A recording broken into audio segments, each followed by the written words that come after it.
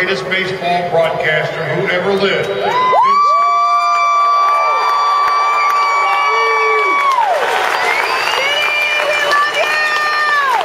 Dodgers entered the National League in 1890 when they were located in Brooklyn, then known as the Bridegrooms, and playing in Washington Park. The Dodgers have been playing baseball for 126 years. In 1890, the Wright brothers had not yet flown. The first car in the United States had not yet been made. Radio had not yet been invented, and the 20th century was still a decade away. There has never been any question by anyone about the quality of Vin's work, but the quantity of his work is even more breathtaking.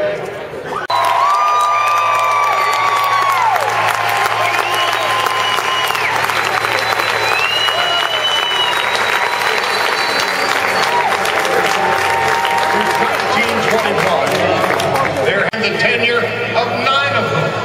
Wow. Joining us tonight is a man who grew up just an hour's drive from Cooperstown. Ladies and gentlemen, the 10th Commissioner of Baseball, Rob Manfred.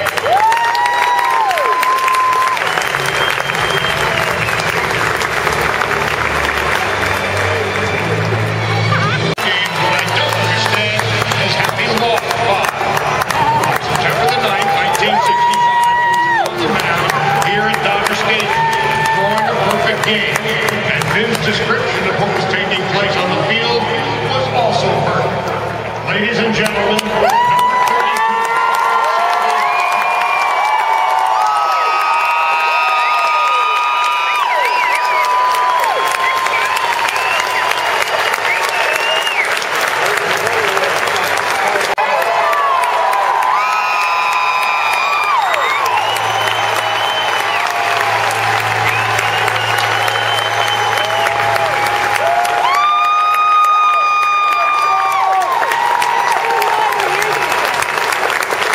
tonight, we are here. To the best of our count, since 1950, there have been 975 players who have worn the Dodger uniform, and he has announced the names of every last one of them. But besides announcing baseball games, he has been our barometer, our thermometer, our uncle, our dad, our friend, through good times and bad. We must also thank the Scully family for sharing him with us for all these years. Ladies and gentlemen, Vin Scully.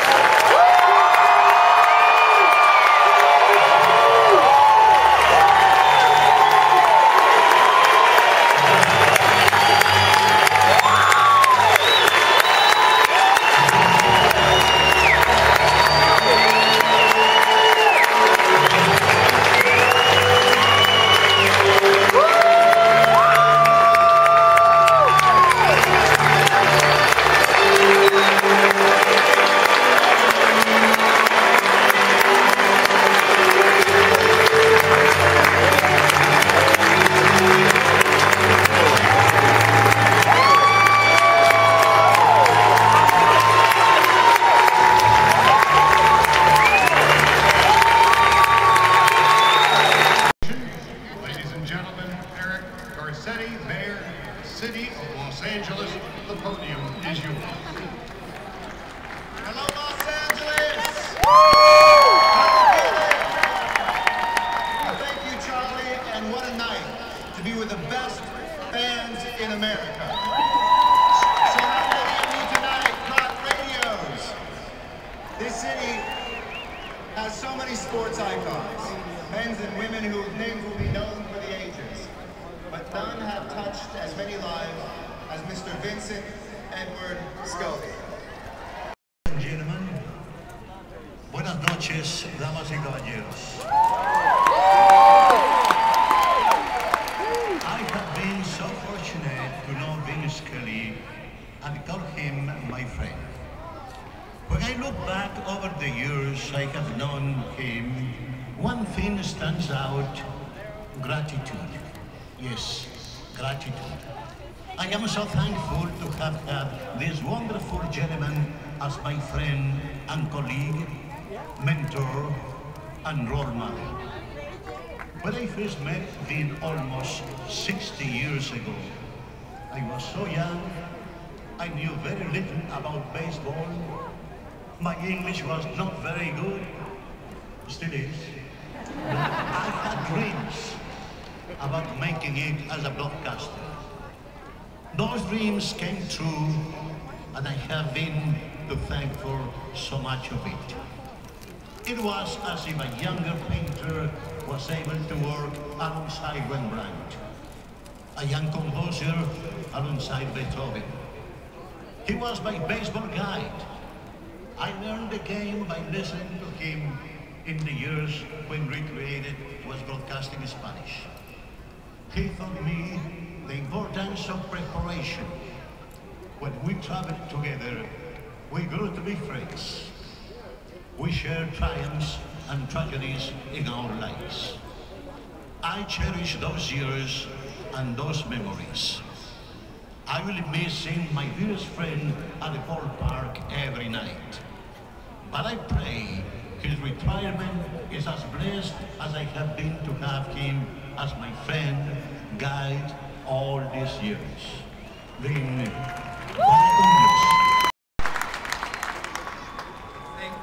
many times I've been on this field, I've never been this nervous. My first year with the Dodgers was 1955. My math is correct. I've known Vin Scully now for 60 years, more than 60 years. Growing up in Brooklyn, the Dodgers had a red-headed announcer by the name of Red Barber. He was good. Then a few years later, another redhead showed up, and I thought he was very good. I'm not sure I realized how good he was until 1958, when the Dodgers from Brooklyn became the LA Dodgers, moved into the Coliseum. It was a very strange phenomenon to be on the field and hear the broadcast coming out of the stands. The people of Los Angeles, even though they were at the game, didn't enjoy it without listening to Vin tell them about it. He entertained and he educated.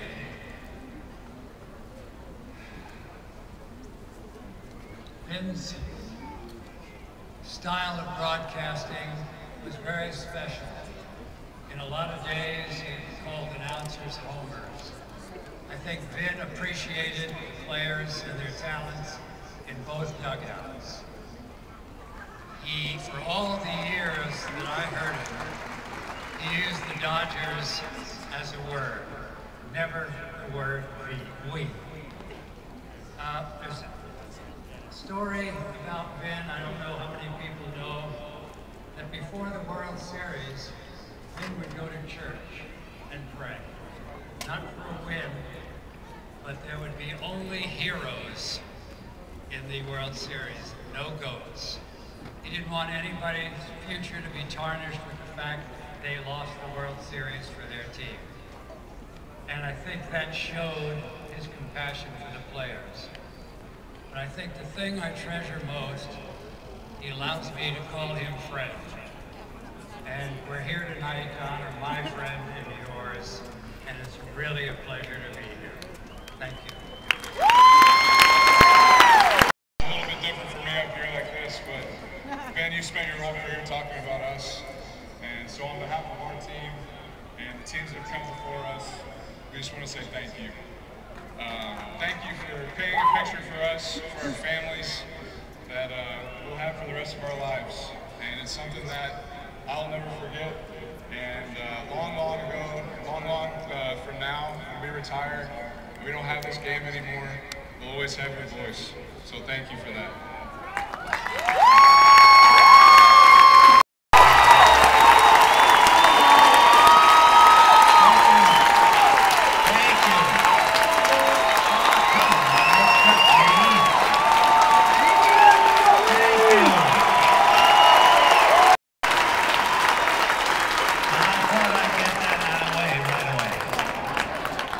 Welcome to my Thanksgiving. because that is what this is all about. I should be on my knees today to pray in thanksgiving for all the wonderful things that have happened to me. I had a child's dream, and the grace of God not only gave me the fulfillment of the dream, He gave it for 67 years.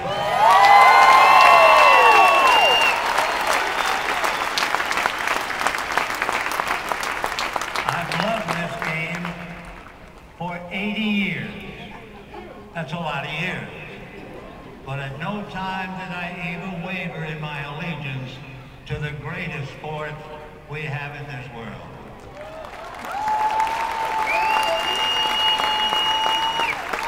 I have tremendous respect for every single man who ever wore a Major League uniform, going all the way back to my first year broadcasting in 1958. I know how hard it has taken you to get where you are, and I know how hard it is to stay where you are. And please God, let you all stay. Let you all have great careers. Now, wouldn't that be nice?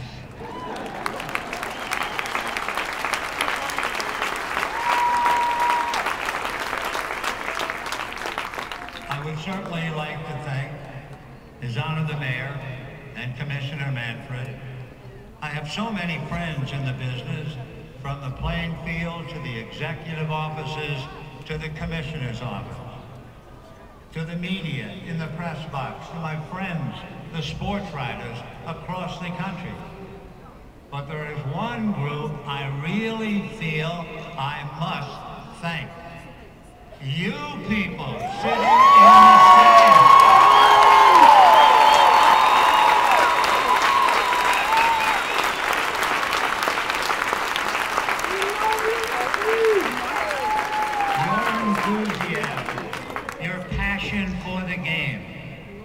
When I was 8 years old, I fell in love with the roar of a football crowd coming out of a speaker on an old four-legged radio.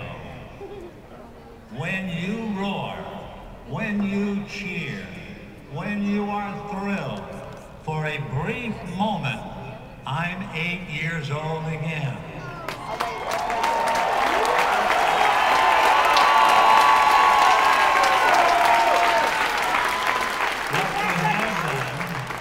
Reason why, despite the fact that I'm 80 years old, you have allowed me to have a young at heart. You really and truly have been the wind beneath my wing.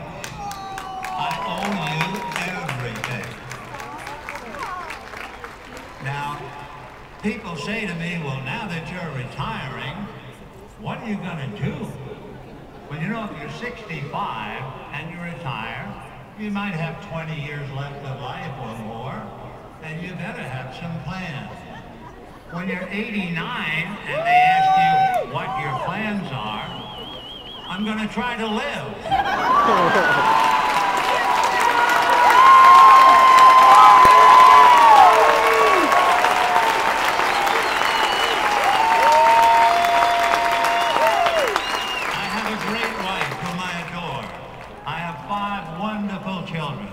I have 16 grandchildren, and I have 3 great-grandchildren.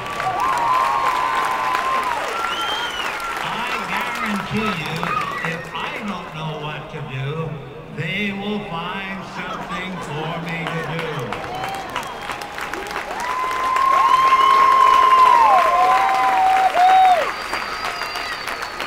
I want you to know from the bottom of my heart how much I appreciate what the Dodgers have done to put this festive night together.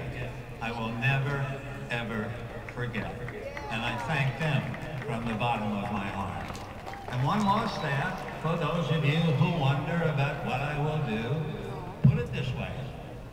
I'm looking for a much smaller house and a much larger medicine cabinet. Good night, everybody.